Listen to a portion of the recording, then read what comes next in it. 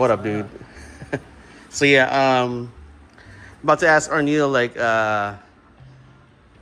what did he do today? Yeah, so we got like 20 what is it 2017 Yeah, 2017. Subaru STI, Yeah, sure. and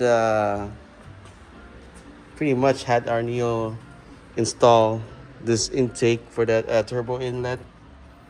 It's a Perrin, right? Perrin, and then also, well, we're gonna install AOS from Grimsby, which is this one right here. But yeah, just a little thing right here. But I don't think this is gonna work for this generation STI. But anyway, so yeah, so tell me, it's your first time, right, working on Subarus? Yeah, first I'm working on any Subaru, and Oh, I didn't realize it was like any Subaru. I thought it was just like, I mean I've done like maybe like an oil change or like something small, but like, yeah, but never not working on the engine. yeah, like any engine work. So it's pretty crazy. That was his first time, especially on the STI, and it's not bad because like, shit, when I was like, freaking like your age back then. Well, Thanks for nothing, man. yeah, so like back then, when I was like 21, 22, I don't think these were out yet. No, because like back in the days, the first year the STI came out was like around 2004. And dude, I was already like, I mean, I was already working on a car back in 98. Yeah, I was working on cars back in 98, 99. And I never worked on STIs, but till, yeah, I actually worked on STIs till maybe 05-ish, something like that. But even back then, STIs were just like, you just do like the basic stuff. Maybe like, like bolt-ons, right? Like same thing. But you know how what's crazy? Like this motor, this is the same exact like 2.5 liter engine from like that era. They kept it the same. Yeah. That's crazy. So, but anyway, so yeah, we had him work on this, install this intake inlet, turbo inlet pipe, which was like bitch to do just because of space, and And you have to break it to take it out. yeah, oh yeah. So let's show everybody here. So like the process. So like, dude, yeah. So this like one half of this, right? Actually, that goes to like right there, supposedly like right here. So this, oh shit. Let me get the other one. So this is the stock. Well, it was, but as you can see, like we had to like kind of like destroy it just because that was a pain in the ass to get out underneath the intake manifold. Everything's in the way. Yeah, but then we had to actually we loosen up the bolts for the intake manifold, right? So we loosened it up. Well, first of all, you have to take off the intercooler, top mount intercooler, and then like obviously this one too, the air box. But then like, you know what? Let's remove the bolts for the intake manifold, just that way we can like lift it up. But like, remember there's a brace here at the back that we had to like loosen up the bolt.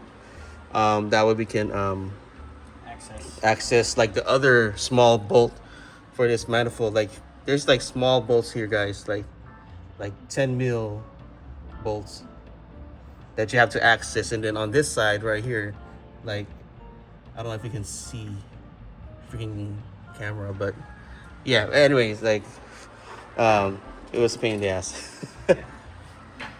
But other than that, like we got it in. So I guess like what the procedure will be, just destroying the stock air inlet, the turbo inlet. Yeah. So And then if you want to go back, you have to buy a new one. yeah, exactly, that's the only thing. So but now like he's installing the rest of the the intercooler, getting it's just the clamps installed. Just And trying then to line everything up. and I don't know if people know, but like this shit right here.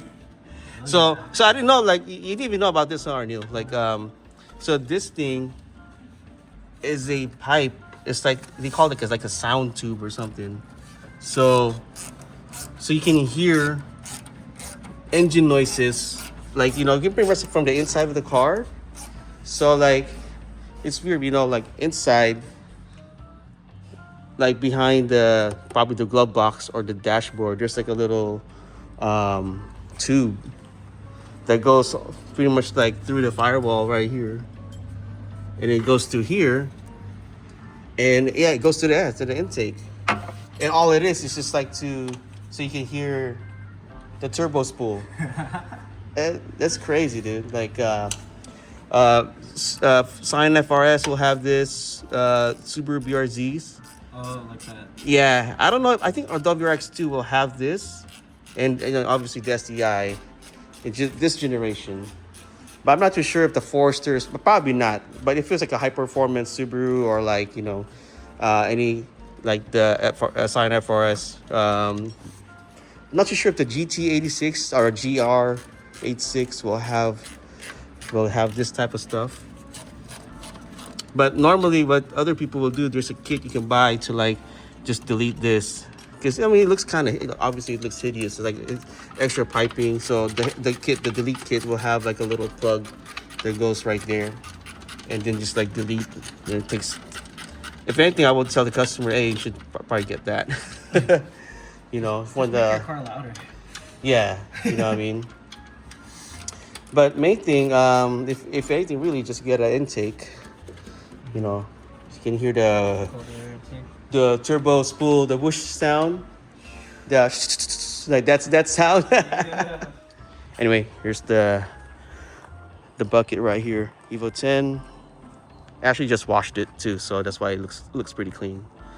With the OZ racing wheels that I just installed, like what, last week or 2 weeks ago, something like that. So.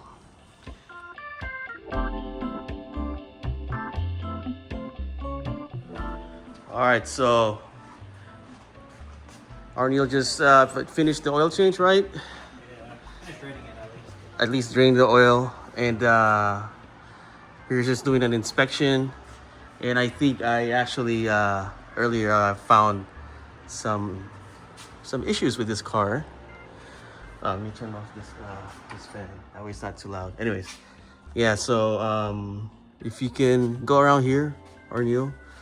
See there's like a leak right there. So this generation STI, they actually have issues with power steering fluid leak, and it's usually coming from the rack. So yeah, right there. See if you can look right there. Oh yeah, it goes all the way from the top too. So the lines, the power steering. Oh, so you have to take off the line and drain it. But yeah, you can actually just drop it from, and then obviously this one, the shaft. And then, but yeah, so we replaced the seal, which is like right there. You have to like open that up, that cover, and there's a seal. And you gotta be careful too when you install the seal, because like there's a trick to do it.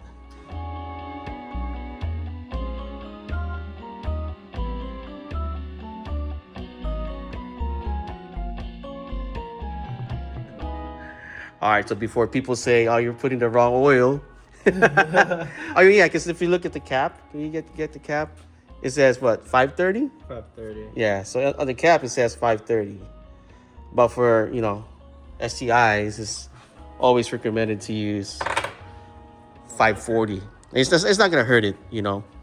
If it was like 2050, yeah, it's gonna hurt this motor, but at least 540 bare minimum, even if it's stock.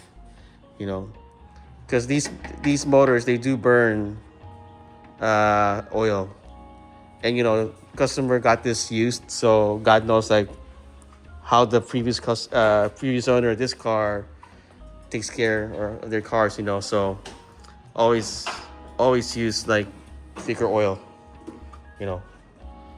You'll thank me later for that. All right, so we ended up installing the AOS, routed right here. There's not many like information out how to route it, but there's a couple of pictures I've seen online that they routed like this way, but it's on the older STIs, like the Hawkeyes, I believe. But we just routed it this way. And in case if it, in case there's a check engine light, we always put it back to stock. But so far, I already started the motor and everything. It's good. But yep. There's one that we might need to go back on. This port right here goes to there, but I need another fitting because I can only get 2 T fittings. I need one more, but we'll try this first because like I said, well, that setup, this will work on the older STIs. It might work on these generation, but we'll see. We'll test the car first, maybe drive it for a day, have the customer drive it for a day, make sure there's no check engine light because so yeah, this car came in also with the check engine light, but it was a code for the crankcase vent. So it's actually for these because he did this by himself. The customer did install the couplers, and actually also the upgraded there's a Y pipe underneath the intake, the intercooler, that is also bigger from Grimspeed. But yeah, so I guess I'm gonna take it for a test drive because Arniel can drive stick. Wow.